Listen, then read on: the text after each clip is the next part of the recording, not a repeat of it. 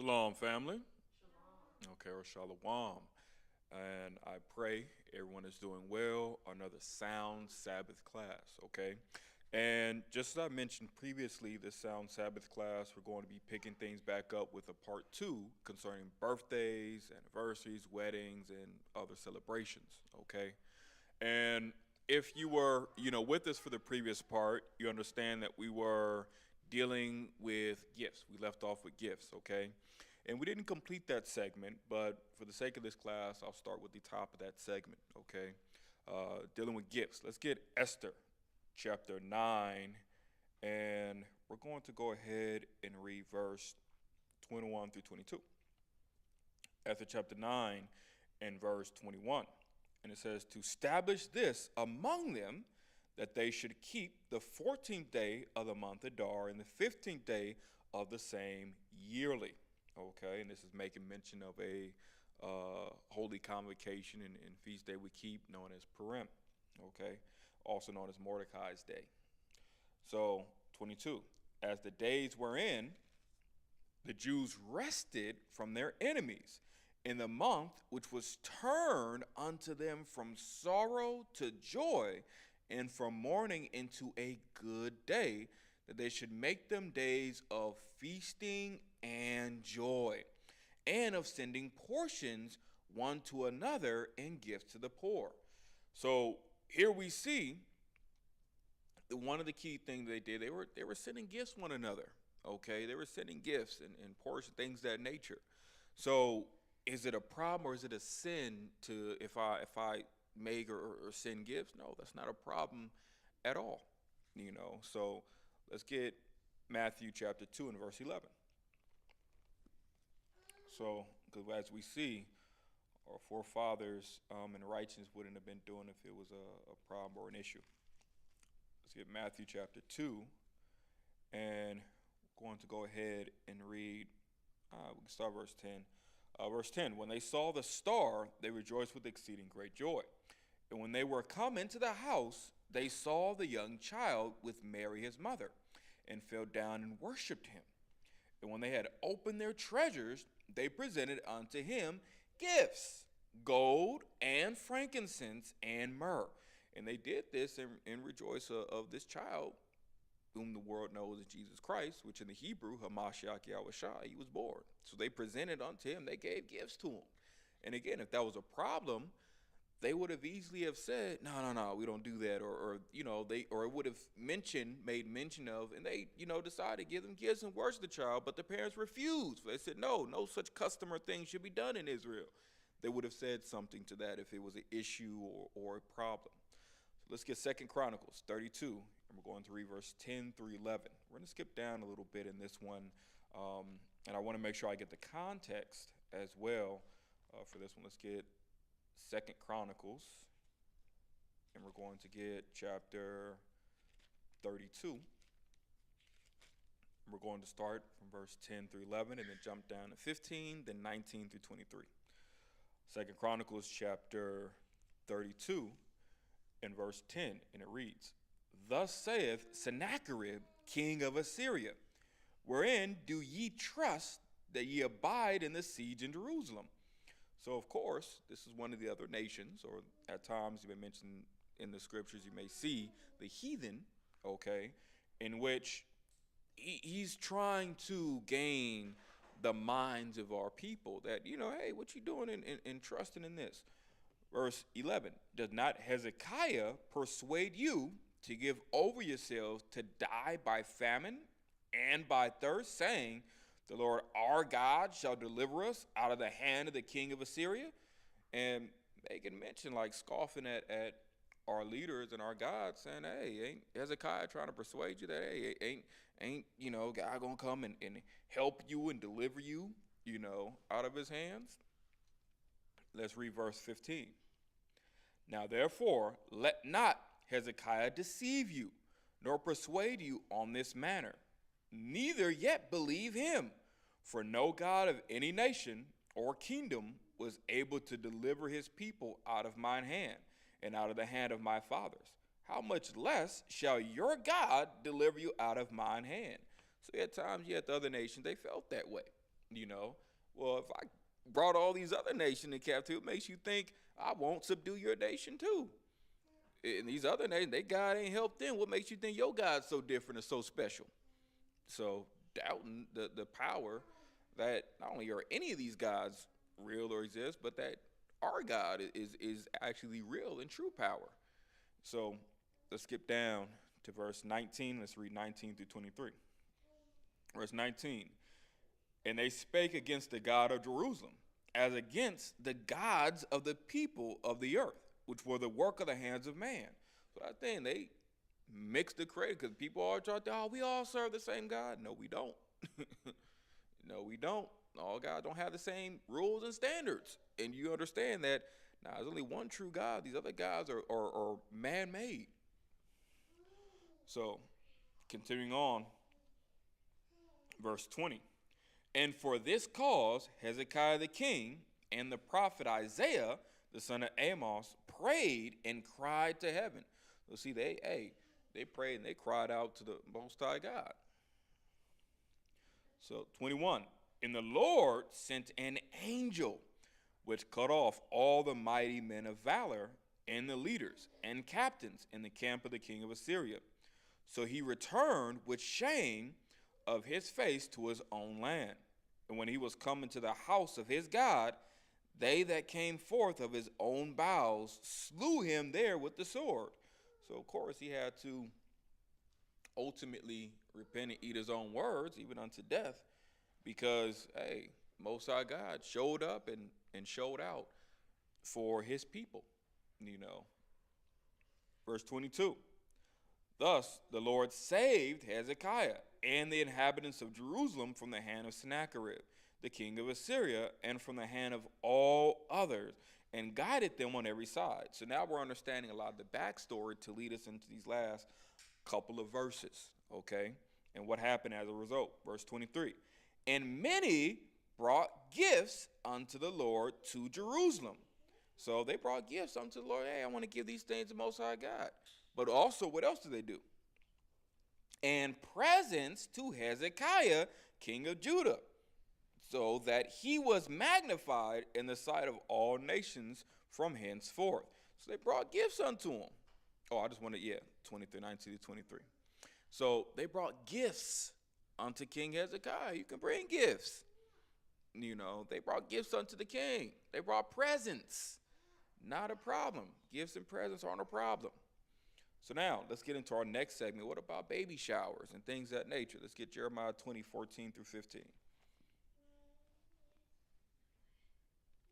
Let's get the book of Jeremiah, chapter 20, and let's read verse 14 through 15. The book of Jeremiah, chapter 20, verse 14 and 15. And it reads, Cursed be the day wherein I was born. Let not the day wherein my mother bare me be blessed. Now, if he's saying, cursed be the day wherein I was born, it's taken and understood that normally that's not a day that would be cursed. Normally that's a day that would be very blessed. A day that one would celebrate, not shun naturally. So it says, Cursed be the day wherein I was born. Let not the day wherein my mother bare me be blessed. 15. Cursed be the man who brought tidings to my father, saying, A man-child is born unto thee, making him very glad. That's all supposed to be a time to celebrate. It's supposed to be a time to be not just happy, but very happy, very glad. So if it's a time to be very glad and a time to be blessed, you don't think they were celebrating? You don't think they had presents and gifts bringing and things of that nature? Of course. Because of course him saying these things it's letting you know that if I'm saying these things are cursed or bad, that normally these things would have been celebrated in better occasion and more festively. So, and this is evidence shows that, our people, they celebrated birth. They had baby showers and things of that nature. And they may or may not have called it a baby shower in terms of that. They could have called it a celebration of life event. They Could have called it a variety of different names. And then just because some people celebrate doesn't mean everybody celebrated. Some people may do something big, may do something small. It's case by case. Now, let's get Matthew 2 and 11. Let's understand this too. Get the book of Matthew, chapter 2. Let's go ahead and read verse 11. Matthew chapter 2 and verse 11. And when they were coming to the house, they saw the young child with Mary his mother, and fell down and worshipped him. And when they had opened their treasures, they presented unto him gifts, gold and frankincense and myrrh. So now here's another thing. This can not only be seen, birthday celebrate, but in terms of a baby shower. We're giving you all these different gifts and presents. That's what it is. I'm showering you with things of value or substance, that you can either use for the baby directly or things that, you can trade this in and use it and get the other things that you need. These things are value. So I can use this to purchase the things that I need, for the baby. Things of value, things to celebrate. All those things are fine. Because again, if it was a problem, you would read either the judgment of God for them defying his orders and doing something contrary to what the law would say one would do, but you don't read that. So you read an angel appearing, and the angel appeared and said, surely thou shalt not accept any gifts, for these gifts were of those that are unclean or defiled. Like, you don't read any of that. So it was all things that were good or acceptable in the sight of man, and in the sight of God. So now, from there, let's get weddings. Let's get Matthew 22, 1 through 3. Let's get Matthew chapter 22, verse 1.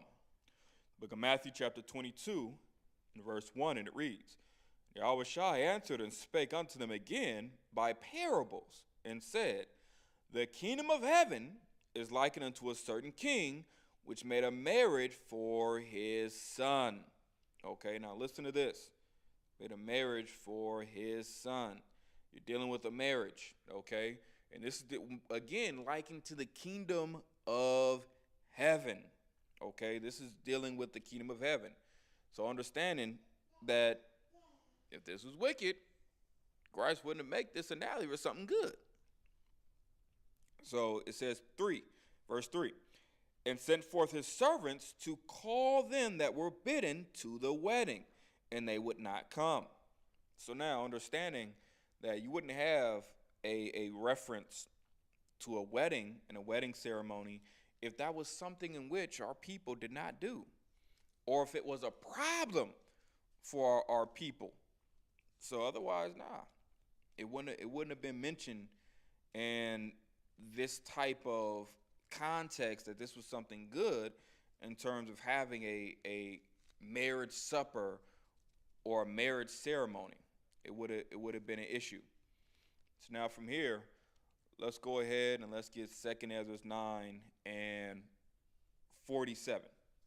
We're going to go ahead and get 2nd Ezra chapter 9 and verse 47. Book of 2nd Ezra chapter 9 and verse 47. And it says, so when he grew up and came to the time that he should have a wife, I made a feast. So made a feast. Will that type of feast be when someone, takes on a spouse? We call it today a wedding celebration. That's part of the feasting. That's one of the things you do with the wedding. So that's not a problem. That's something in which our forefathers and foremothers would do. Now, again, does that mean that everybody had weddings? No, it does not. It does not mean everybody had weddings. But again, can I have a wedding? Absolutely. It's a time to celebrate, a joyous union coming together. It's a choice, but I would definitely encourage it rather than discourage it. So definitely encourage it. Let's get Tobit 8 and 19. Let's get the book of Tobit We're going to get Tobit chapter 8, and we're going to read verse 19. The book of Tobit, chapter 8, and verse 19. I'll start even with verse 18. It says, Then Raguel bade his servants to fill the grave. Okay, because they thought Tobias was probably going to die in the marriage chamber, so they were bearing a grave just in case, but turned out everything was successful because the Most High made it successful, so he could cover it back up. It says 19, and he kept the wedding feast 14 days. So that was we dealing with, so 14 days. And it says verse 20, For before the days of the marriage were finished, Raguel had said unto him by an oath, by a promise me, that he should not depart till the 14 days of the marriage were expired. So they celebrated for 14 days straight. That and by the concept, that's 14 days they were celebrating. It wasn't like, all right, we do a couple of days, and next week we do a couple of days, or we just do 5 days, and then they had the 14 days. So 2 weeks that they were celebrating, which also lets you know that it carried over into the Sabbath day. Yeah, you could celebrate, have those things carry. It wasn't a problem. Because guess what? If it was, the angel that was with them would have corrected them on it. They had an angel, a high-ranking angel, one of the 7 holy angels, with them. He would have said something if it was something that was wicked or out of order. Remember, Sabbath regulations. You can have a wedding feast. I didn't buy, and I didn't do any work, and carry any burden. Things were already set up. We just feasted and celebrated. That's fine. Not a problem. You're not defiling what thus said the Lord did on the day just because you kept a wedding celebration. So that's not a problem. Now, let's continue. From there, let's go ahead and let's get Tobit chapter 11, verse 17 through 19. Tobit chapter 11, let's read verse 17. Tobit chapter 11, verse 17, and it reads, But Tobit gave thanks before them, because God had mercy on him. And when he came near to Sarah, his daughter-in-law, he blessed her, saying, Thou art welcome, daughter. God be blessed, which hath brought thee unto us. And blessed be thy father and thy mother. And there was joy among all his brethren, which were at Nineveh. And Achiacharus and Nasbas, his brother's son, came. And Tobias' wedding was kept 7 days with great joy. So they already had a 2-week wedding celebration with Sarah's family. Okay, as we had Raguel. But then when they returned back into Tobias' family, where Tobit was and his wife, it was a situation where, guess what? They had another celebration. They didn't do 2, they did 7 days. 7-day celebration. 7 days of feasting, 7 days of joy. So guess what? That even shows it was customary for certain celebrations. We think, wedding, just one day. Nah, a lot of our stuff. No, what do you mean one day, man? Give it a week. We need a complete time to celebrate. Or give it 2 weeks. So guess what? Some people, if certain things come up, you don't have to celebrate a couple hours or a day. You can celebrate a couple of days. This coming up, or whoever it is, anniversary, we partying all week. We're in a week-long celebration. That's fine, not a problem. Our Father did stuff like that. Not a problem. You have the right to do that because you're not doing anything wicked or sinful. And you see that, again, if this was something that was uncommon, why would it be a situation where different Israelites who were trying to move sincerely righteous, they were doing it? We're not reading about these, individuals being wicked individuals that, they were righteous. And you read how righteous Tobit was, and how he was dealing, which is why he had all the help that he got. Even the same way, the angel came to bless both families, in the situation. So, if someone asks, hey, can I have a wedding celebration on the Sabbath? That's not a problem. That's not a sin. It may be a problem in the opinion of some, as long as you make sure you're abiding by thus saith the Lord in terms of the laws. And then from there, it comes down to a preference. Do you preferentially want to do that or not? Now let's get Tobit 12 and let's read 11 through 22. Tobit chapter 12 and verse 11. It says, surely I will keep close nothing from you. For I said it was good to keep close. Now this is the angel speaking. Okay, we have to cover it because the angel spake. Let's see what everything the angel covered. Okay. For I said it was good to keep close the secret of a king, but that it was honorable to reveal the works of God. Verse 12. Now therefore, when thou didst pray, and Sarah thy daughter-in-law, that's how you also know again, Sarah with the daughter-in-law, who Tobias married, the son of Tobit. I did bring the remembrance of your prayers before the Holy One. That's part of one of his jobs, and it might be his main job. He brings the prayers, to the Father. So he said, hey, I was bringing the prayer. Them prayers come up, I catch them, I grab them, I pray. Hey, this is what they said. How would you like to proceed? That one, I'm not going to make that decision right now. What about this one? That one, well, next week we'll deal with that in this way. What about this one? We'll make some for next month. What about this? I want you to go down and guide that situation appropriately. He's making them decisions. So reading on, it says, and when thou didst bury the dead, I was with thee likewise. So how was I with thee? Because the spirits are always around you, good and evil. You don't know which spirit is standing over there in the corner, hovering above your head. You don't know. Good and evil spirits are always around you and watching everything going on. They pass through walls and doors because they're not physical. They're in the spiritual realm. They can become physical if, God grants them permission. They have so need, but they're in the spirit realm, which it runs,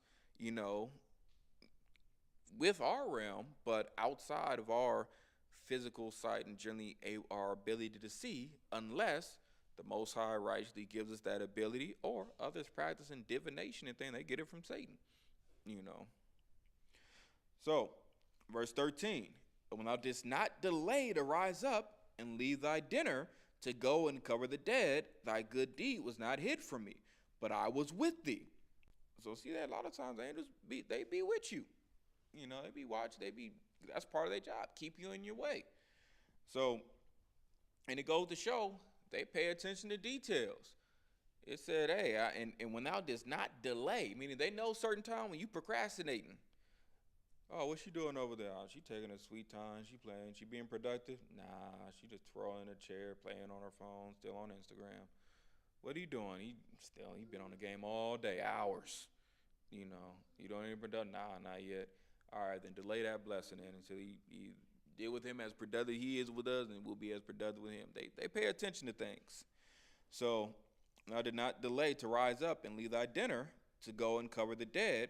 Thy good deed was not hid from me, but I was with thee. And they report all these deeds back unto the Father.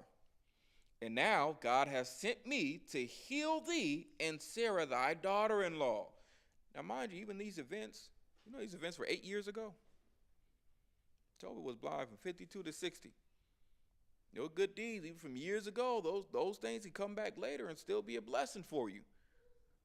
Which is why, even like dealing with last night, in Faithful Friday class, man, like make sure, don't be afraid to do what you can, need to be day or night, because you never know with any of them blessings can come back and help you when you down and out. So it says, and now God has sent me to heal thee and Sarah thy daughter-in-law. If they was moving wicked and think, God wouldn't have made them moves. They may have made a mistake. As Tobit said, he made and sinned in various ways. But guess what? He fought to repent and be just. Just enough to where, hey, God sent an angel in the flesh to help him and his son, for days in the flesh.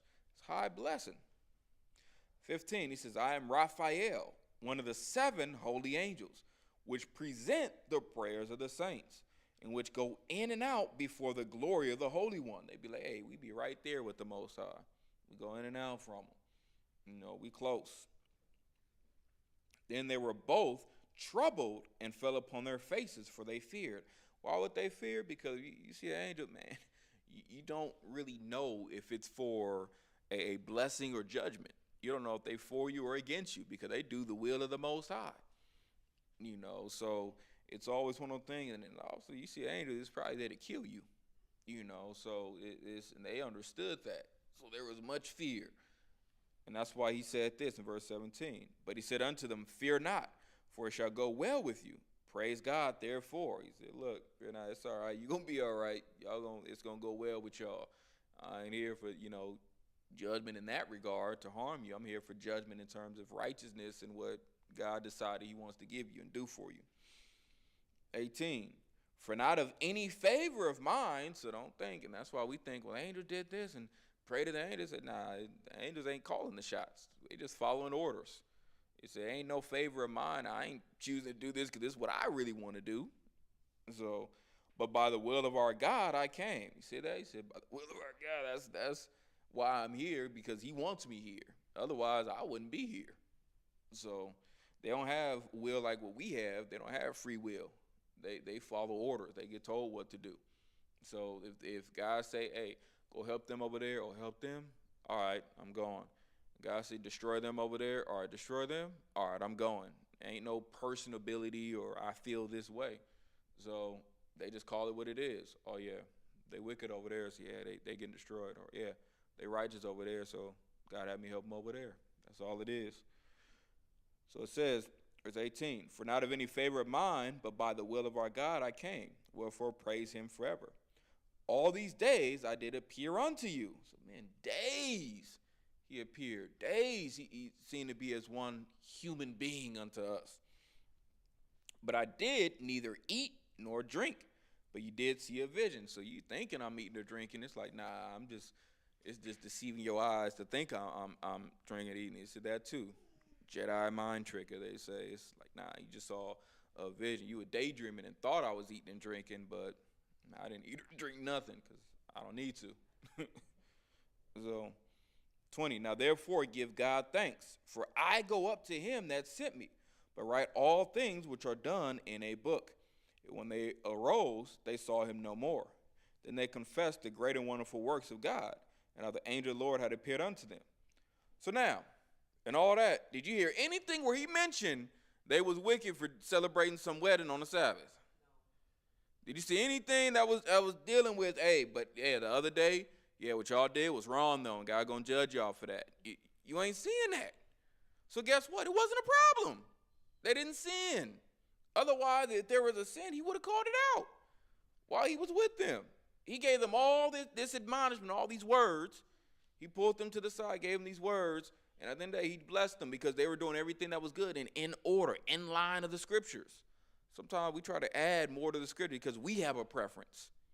You can have a preference. Even I can have a preference. Like, man, I prefer not to have a wedding on the Sabbath. Yeah, it's a preference. But now when you're saying, is it wicked though? Is it a sinful thing? In general, no. As long as you're not breaking the laws. So that's fine, but make sure you separate preference from thus saith the Lord. Hey, you got to understand that. Separate it. You got to make a distinction. This is what I want or my will versus, hey, this is the Most High's will.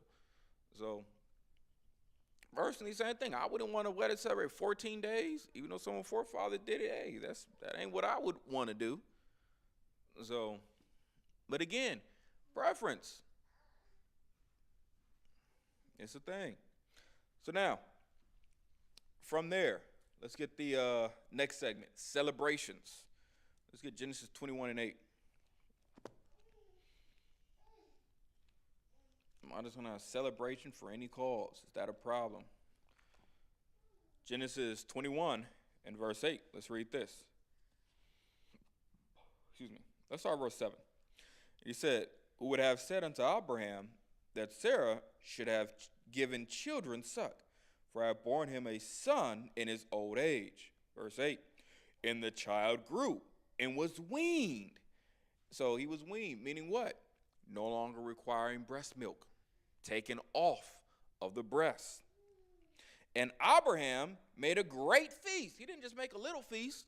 Oh, he made a great feast. He had a big celebration, a big party. For what? Oh, because my son, he can eat real food now. He ain't on the breast no more. That's a big celebration to me. Not a problem. Not a problem. Because guess what? It's up to you. You want to celebrate? It don't matter. You want to celebrate? Your child got a A on their test, whatever it is. Have a big celebration. That's fine. You want to celebrate my child move from first grade to second grade, or I want to celebrate every grade my child move up. That's fine. It's up to you. It's personal preference. People can have their opinions. That don't make it law. I mean, I don't see why they celebrating something like that so trivial, so small. It's because it's my choice. And I can do it, and I choose to do it. It's not a problem with God. Why is it a problem with you? So some people be like that. Ain't a problem with God. Why is it a problem with you? So you don't have to choose to celebrate. You don't have to do it. I invite you. You ain't even got to come. So it's a choice. So now, and said made a great feast the same day that Isaac was weaned. He said, man, he off the breast today? Oh, then today we celebrating. Yeah, we celebrating what now? It don't matter. If it's 4:35, hey, we celebrating tonight. We partying, we kicking it up. It's going to be a great time. It was something that he found worthy in his eyes to be celebrated. Not a problem. Let's get 2 Samuel 6, 12 through 15. Let's get the book of 2 Samuel, chapter 6. And let's read verse 12 through 15. The book of 2 Samuel, chapter 6, and verse 12. And it was told King David, saying, the Lord hath blessed the house of Obed-Edom, and all that pertaineth unto him, because of the ark of God. So David went and brought up the ark of God from the house of Obed-Edom into the city of David with gladness. And it was so that when they that bear the ark of the Lord had gone 6 paces, he sacrificed oxen and fatlings. 14, and David danced before the Lord with all his might, and David was girded with the linen ephod. Now you're seeing, what is he doing? He's celebrating, having fun. Reading on, and actually, let me see if that's all I want now. We read on verse 15. So David and all the house of Israel brought up the ark of the Lord with shouting and with the sound of the trumpet. So what are we dealing with? They were celebrating. They were having a good time. Okay, and this is where some people noticed now 16, McCall's jealousy. She got jealous because she was thinking he just want another wife, as even the manner of some women is today. What you happy about? So, and the ark of the Lord came into the city of David. Michal, Saul's daughter, looked through a window and saw King David leaping and dancing before the Lord, and she despised him in her heart. So he was having fun and being happy and jolly, and it was a problem. But he was celebrating. We got the ark back. You know, she should have been happy too and ready to meet him. So in verse 17, they brought in the ark of the Lord and set it in his place in the midst of the tabernacle that David had pitched for it. And David offered burnt offerings and peace offerings before the Lord. And as soon as David had made an end of offering burnt offerings and peace offerings, he blessed the people in the name of the Lord of hosts. 19, and he dealt among all the people, even among the whole multitude of Israel, as well to the women as men, to everyone a cake of bread and a good piece of flesh and a flagon of wine. So all the people departed, every one to his house. Then David returned to bless his household. So it was one of those things. He was having fun. It was a big celebration. He was dealing with everybody, all the people, the brothers and sisters. He was having a good time, festive. For what? Oh, because, man, we got the ark back. You know, celebrate. It's fine. You can celebrate. Some, hey, big celebrate. Others, it may not have been. Let's get Luke 15.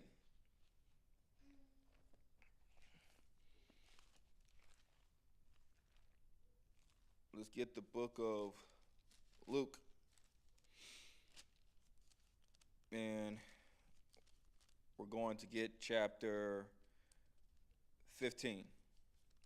So, and we're going to read verse 11 through 24. So, Luke chapter 15 and verse 11. And it reads, "And he said, a certain man had 2 sons." Notice this. "And the younger of them said to his father, Father, give me the portion of goods that falleth to me. And divided unto them his living. And not many days after, the younger son gathered all together and took his journey into a far country, and there wasted his substance with riotous living." Okay, he wasn't living right, wasn't moving righteously. "And when he had spent all, there arose a mighty famine in that land. And he began to be in want meaning desire, or vexed. And he went, and that's in want because you lack. So you're trying to get what it is you don't have. You want these things because I don't have it. When he had spent all, there arose a mighty famine in the land, and he began to be in want. And he went and joined himself to a citizen of that country. And he sent him into his fields to feed swine. And he would fain have filled his belly with the husk that the swine did eat. And no man gave unto him." So it's like, man, now he's doing a lot of manual labor, a lot of working things, and he's in a low position now, and he, man, it's doing so bad. Like, even from these jobs, I'm not even getting paid enough, man. I'm ready to eat what it is they eating, so. And it says, verse 17, "And when he came to himself," because sometimes you have that, you got to bump your head and learn, but finally when he came into the maturity and wisdom of his mind and understanding, like, man, you know what? Nah, I messed up. I gotta rewrite this. This ain't it. Nah, I don't have to be in this position. So when he came to himself, he said, "How many hired servants of my father's have bread enough and to spare, and I perish with hunger?" That's what he's realized. Like, man, my father got servants, and they eating better than this, and they be having extra to spare. And I'm over here, man, struggling and suffering, and I ain't even got to go through this. He says, "I will arise and go to my father, and will say unto him, Father, I have sinned against heaven and before thee." Which won't fully delve all the way into this, but understanding he wasn't moving right. He was raised up in righteousness, went away from righteousness, sinned against God and before his father. 19, "And am no more worthy to be called thy son. Make me as one of thy hired servants." So he's like, man, I know after all the dirt I did and the nobility in which I was raised in, the standard that my parents did raise me, I know better, And this don't even necessarily mean that he 23. He could be 33. He'd be 43, And still, hey, you still got your parents. You could still, move foolishly with things and waste things that your parents had set up for you. So look at Eli and his sons. Ain't moving bad. Eli, although he was righteous, his sons wasn't. So you have that. And he was old, and his sons were what we would consider older. They wasn't very young. So now, reading on, and it says in verse 20, "And he arose and came to his father. But when he was yet a great way off, his father saw him and had compassion, and ran and fell on his neck and kissed him. And the son said unto him, Father, I have sinned against heaven and in thy sight, and am no more worthy to be called thy son. But the father said to his servants, Bring forth the best robe, and put it on him, and put a ring on his hand, and shoes on his feet, and bring hither the fatted calf, and kill it, and let us eat and be merry." He was celebrating. Why? Verse 24, "For this my son was dead and is alive again." Why would I say again? Because he was once righteous, he became dead. Why? Like the scriptures tell you in Psalms or Proverbs, that man, that those that depart out of the way of understanding, they remain in the congregation of the dead. When you go away from the Most High God, you're dead. You die. You're spiritually dead. You remain in that state until you repent, until you change. So, that's the thing. So he went away. So now it's saying, for this my son was dead and is alive again. He was lost and is found. So he alive again, like meaning like now you starting to repent. You starting to realize. You starting to change. And even sometimes that causes you to better yourself in your walk than what you were before. Others like David, yeah, he sinned, but hey, he got it together way better after that. And because of his sins, wrote many words and books that we have to be thankful for and meditate on today. Whereas if he didn't sin, he wouldn't have been as eager to probably write them books. And now, hey, a lot of experiences from the good and the bad to share with the nation. So now he was lost and is found, and they began to be merry. They began to celebrate. That's what he said. Bring a calf, slaughter it, do all these things. Because guess what? Now you're in a situation to where I can deal with you. I can really, get out and be in a situation where I can celebrate all the various things that, like now you're in a place where you're humbled, and I can deal with you according to you being humbled.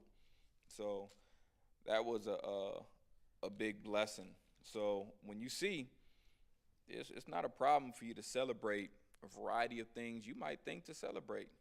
It's not an issue or problem, for the Most High God. Again, it might be a problem for some of your fellow man, woman or child. They might have an issue with it, but that doesn't mean the Most High God, has a problem or issue with it. Let me actually get this. Let's get a couple of the closing remarks now. Okay, let's get the book of Sirach or Ecclesiastes 37-28.